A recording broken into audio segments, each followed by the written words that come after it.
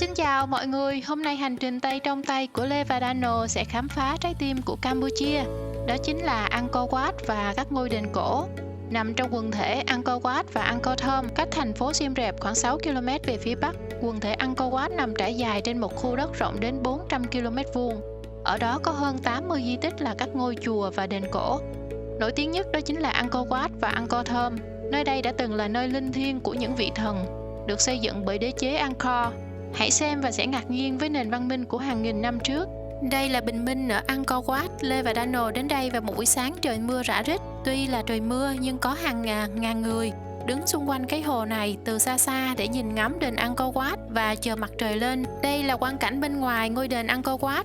Trước mặt đền có nhiều hồ nước. Các hồ nước này được tự đào và tượng trưng cho biển cả. Đây là dòng sông Thơ Mộng dọc bên ngoài Angkor Wat và dòng sông này cũng được đào cách đây khoảng 800 năm về trước. Theo khoa học thì chính các hồ nước đã giữ cho móng của các cái ngôi đền này được bền vững qua hàng trăm năm. Khi vào tham quan bên trong của ngôi đền, chúng ta sẽ được chiêm ngưỡng và choáng ngợp trước công trình điêu khắc đá của những bức tranh đá kéo dài hàng trăm mét. Nhìn vào hành lang kéo dài hun hút và bên trái là một bức tranh điêu khắc đá với hàng triệu chi tiết. Bên trên bức tranh điêu khắc một cách tỉ mỉ những tướng soái, ngựa chiến, binh lính, giáo gươm, khiên trong một cuộc đại chiến. Điều đặc biệt là chiến công này được tạc trên đá tự nhiên. Và theo thời gian thì các cái vi lượng bên trong đá lại cho ra những cái màu sắc như màu đỏ vừa rồi. Bây giờ mình sẽ theo chân anh hướng dẫn viên tham quan và tìm hiểu nhiều hơn về Angkor Wat nhé. Angkor Wat là một trong những kỳ quan của thế giới và mang tính biểu tượng của kiến trúc, văn hóa vĩ đại của Vương quốc Khmer, vương triều từng rất hùng mạnh ở Đông Nam Á ngày xưa. Angkor Wat cách thành phố Siem Reap khoảng 6 km về phía bắc. Quần thể di tích Angkor Wat, Angkor Thom nằm trải dài trên một khu đất rộng đến 400 km vuông. Bao quanh di tích là các hồ nước, hào nước vừa rộng vừa sâu. Bên trong cũng có các hồ chứa bên trong và đây là 2 hồ chứa. Hồ nước bên trong này còn có một giả thiết là nơi rửa tội của các vị vua. Ngoài ra khi trời mưa thì các hồ nước bên trong sẽ được làm đầy và cung cấp thêm độ ẩm cho ngôi đền. Điều đặc biệt và độc đáo nhất đó là các công trình kiến trúc bằng đá này được gắn kết các tảng đá với nhau một cách hoàn hảo mà không cần bất cứ chất kết dính nào. Công trình đá này khá giống với kim tự tháp Ai Cập. Đây là công trình lịch sử khắc họa văn hóa đời sống và là điểm thu hút khám phá của hàng triệu du khách trên toàn thế giới. Khi đến đây tham quan thì du khách có thể chọn hạng vé tham quan 1 ngày, 3 ngày hoặc 7 ngày. Vé cho 1 ngày của một người là 37 đô và vé này chỉ dành cho người nước ngoài. Khi mình mua vé thì người ta sẽ chụp hình mình và in lên trên chiếc vé luôn. Nên vé chỉ sử dụng cho mỗi khách và trong thời hạn 1 ngày, 3 ngày hoặc là 7 ngày tùy theo cái hạng vé mà mình chọn. Lát nữa mình sẽ quay lại với doanh thu choáng ngợp từ Angkor Wat. Còn bây giờ hãy nhìn xuống nền của ngôi đền nè. Mọi người đều tập trung quay quanh một cái ô vuông. Trên ô vuông để một chiếc điện thoại của anh hướng dẫn viên áo vàng là anh đang dùng la bàn để kiểm tra, để cho mọi người nhìn thấy.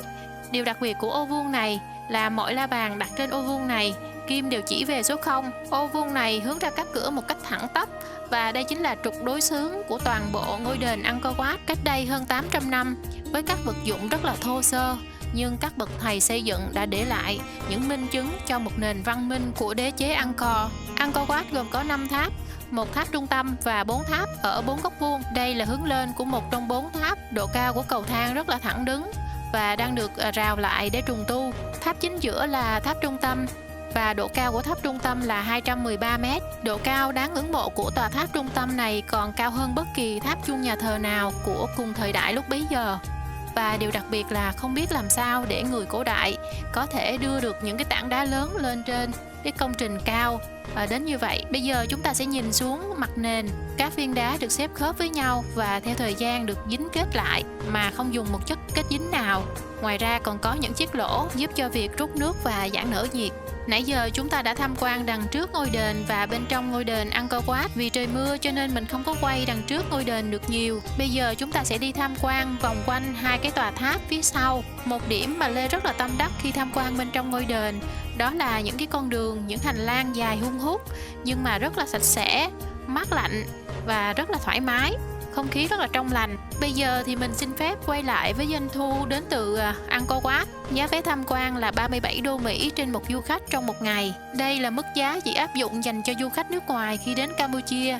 Còn người dân nơi đây thì họ sẽ được quyền tự do tham quan di sản mà tổ tiên của họ đã để lại. Ngoài ra, với cư dân nước ngoài đã sinh sống tại Campuchia trên 2 năm thì họ cũng được hưởng chính sách miễn phí khi tham quan Angkor Wat. Doanh thu đến từ Angkor Wat chiếm 1/3 GDP của Campuchia, thật là một con số khổng lồ. Lê ước sao Việt Nam mình cũng có những công trình nâng cao được GDP thu nhập như vậy.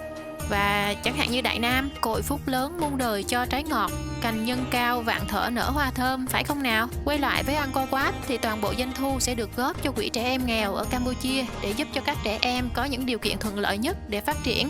Một điều lạ từ câu chuyện thương tâm Pol Pot đó chính là khi đến Siem Reap chúng ta không có gặp nhiều những người lớn tuổi đâu. Những người mà trên 60 tuổi là rất là ít. Lê và Daniel có ghé thăm bảo tàng Pol Pot ở trung tâm của thành phố Siem Reap và mình sẽ chia sẻ sau nhé.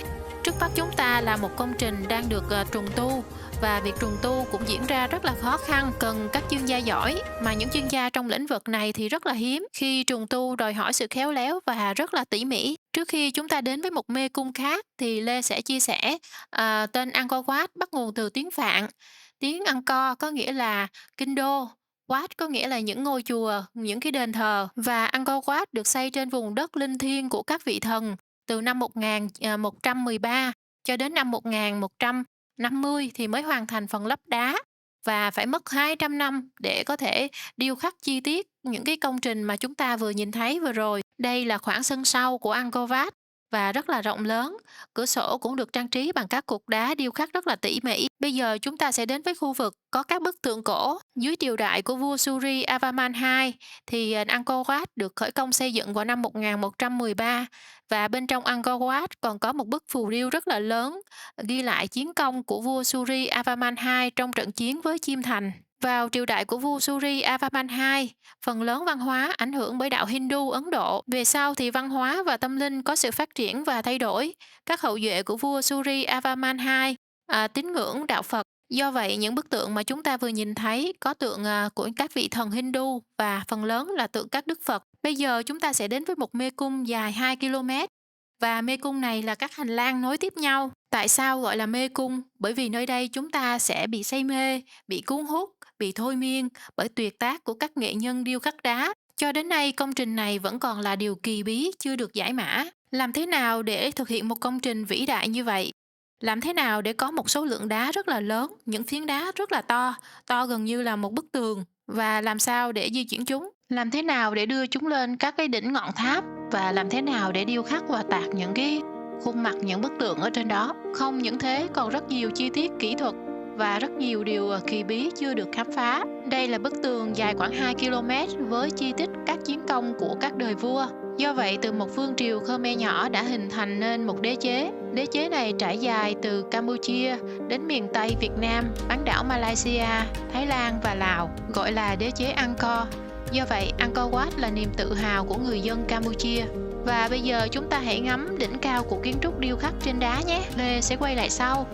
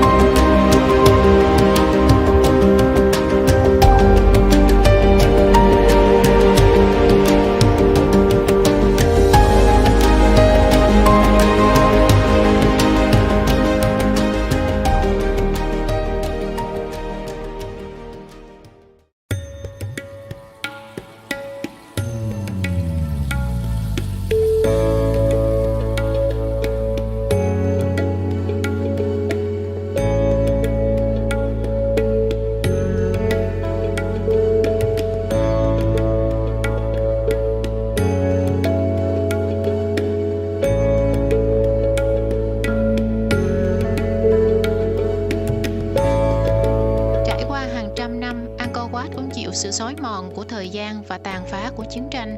Theo dòng lịch sử, quần thể Angkor Wat rộng lớn và đồ sộ bị bỏ hoang mãi cho đến thế kỷ thứ 20.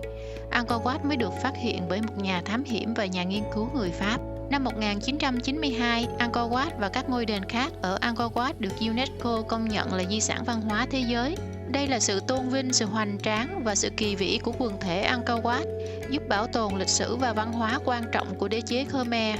Khám phá Angkor Wat đồng nghĩa với việc đắm chìm trong lịch sử và nghệ thuật của một quốc gia giàu truyền thống và sự sáng tạo. Đây không chỉ là một địa điểm du lịch mà còn là một trải nghiệm tâm linh và văn hóa độc đáo không thể bỏ qua.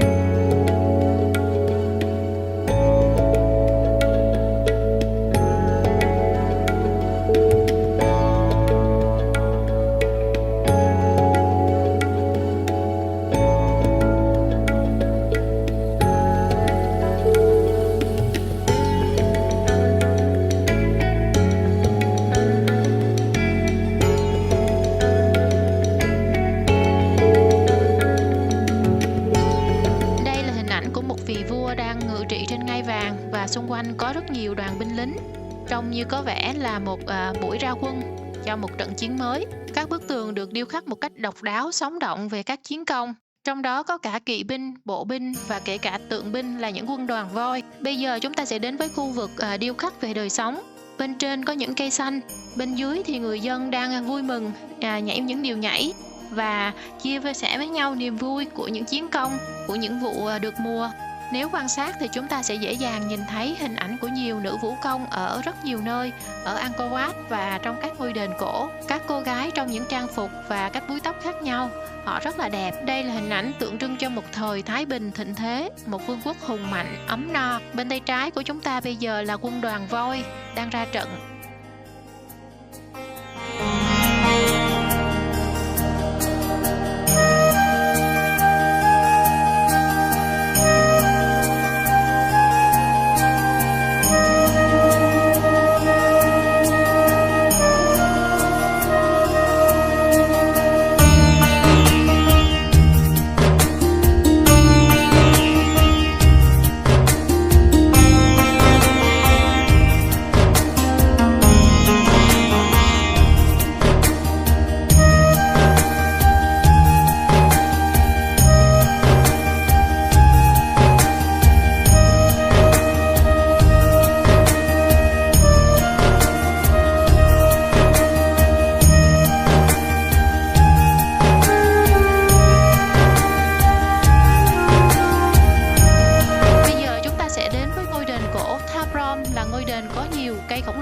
Các cây khổng lồ này được phát triển từ những hạt giống rơi trên mái đền, có lẽ là do chim mang đến. Những hạt giống này được phát triển một cách thần kỳ ở nơi mà không có một chút đất nào. Nước thì hoàn toàn đến từ mưa và sương đêm. Ngôi đền này nghe nói là còn được xây dựng trước cả Angkor Wat. Từ cổng đi vào khu trưng bày thì rất là xa, hơn 800 mét. Và sâu bên trong nữa sẽ đến ngôi đền. Đây là một cái ngôi đền cổ mà có diện tích rất là rộng. Và đây là ngày đi bộ nhiều nhất của Lê từ trước đến giờ. Cho nên đến đây mình sẽ có thể dễ dàng hiểu rằng hầu hết các hướng dẫn viên du lịch đều là nam. Từ sáng đến giờ mình chưa thấy nữ hướng dẫn viên du lịch nào hết. Để giảm thời lượng của video thì mình đã cắt rất nhiều cảnh quay, nhưng mà mình vẫn giữ lại những cảnh cơ bản để giúp mọi người có thể cảm nhận được giống như mọi người đang đi du lịch vậy. Sau khoảng 10 phút đi bộ thì bây giờ mình đã đến những cái tảng đá này, là báo hiệu đã sắp vào cái khu nhà trưng bày. Trong nhà trưng bày thì mình có thể xem những cái bức tranh được chụp lại cái quá trình mà khảo cổ học của quần thể các cái ngôi đền này. Lê chỉ quay ngắn một số bức ảnh, rồi sau đó chúng ta sẽ đi thẳng vào bên trong, và phía xa xa đó chính là ngôi đền Tháp Rom. Nhưng đây mình sẽ chia sẻ một số tour mà mình có thể book để tham quan Angkor Wat. Tour ngắm Angkor Wat bình minh, tour ngắm Angkor Wat lúc hoàng hôn, và cả tour cho nguyên ngày cả bình minh và hoàng hôn. Tour Angkor Wat và khoảng 10 ngôi đền cổ xung quanh, đó là tour mà Lê và Daniel book nè. Trong tour này thì đầu tiên mình sẽ đi tham quan Angkor Wat, sau đó mình đi tham quan ngôi đền Tháp Rom, Ngôi đền có rất nhiều cây khổng lồ và những rễ cây khổng lồ mọc lên trên mái đền. Ta sẽ chiêm ngưỡng sức sống mãnh liệt của loại cây lạ này. Mình nghe một hướng dẫn viên du lịch khác, anh ấy nói cây này còn gọi là cây chung thủy. Sau đó sẽ tham quan đền Tha Noi, rồi đến cổng chiến thắng và đền Bayon. Ngôi đền Bayon thì khá là đặc biệt vì nó có 49 tòa tháp và mỗi tòa tháp có 4 mặt, có nghĩa là có 216 mặt. Mặt có một cái trạng thái cảm xúc, câu chuyện riêng như là khắc họa niềm vui được mùa, hạn hán kéo dài, khuôn mặt vui mừng của chiến thắng. Sau đền Bayon thì mình sẽ đi tham quan đền voi, sân thượng của vua và một số ngôi đền khác. Đây là hai bức tượng Phật được điêu khắc từ đá hàng mấy trăm năm về trước, một bức thì đã bị gãy. Hôm nay có các cô, các chị đến dâng hương và cầu nguyện. Tuy là ngôi đền cổ có nhiều đổ nát, những vết tích của thời gian, nhưng không thể không phủ nhận nét nguy nga, đồ sộ và rộng lớn của ngôi đền. Bây giờ mình mời mọi người cùng tham quan nhé.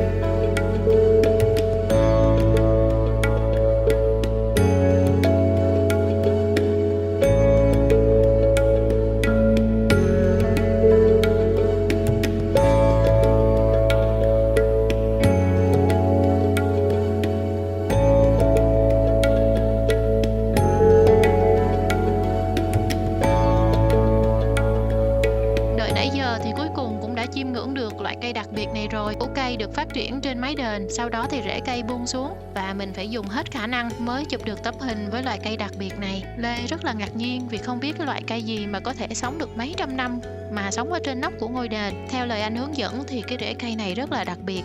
Nó có thể tồn tại trên đá, có thể hút được không khí, độ ẩm, rồi có thể xuyên xuống phát triển một cách mạnh mẽ. Tuy là như vậy nhưng mà sự tồn tại của loài cây này vẫn là một điều thần kỳ. Đây còn là nơi che bóng mát cho ngôi đền, là nơi chim chóc về hội tụ và tiếng hót cứ bay cao, bay vuốt du dương trên bầu trời. Chúng ta lại đến với một cây khác. Trên cây có cả chục tổ ong mật rất là to. Còn một số ngôi đền khác thì để dành cho mọi người đến tham quan trực tiếp nha. Để tham quan Angkor Wat thì ngoài book tour mình cũng có thể đi tự túc. Đi tự túc thì mình có thể thuê taxi, xe hơi, xe túc túc. Xe túc túc là một loại xe truyền thống rất được ưa chuộng ở Campuchia. Đây là một cây khác và hãy xem bộ rễ của nó nè. Để không làm ảnh hưởng cho ngôi đền thì mọi người phải dùng một cái dàn sắt để mà cố định ở bên dưới.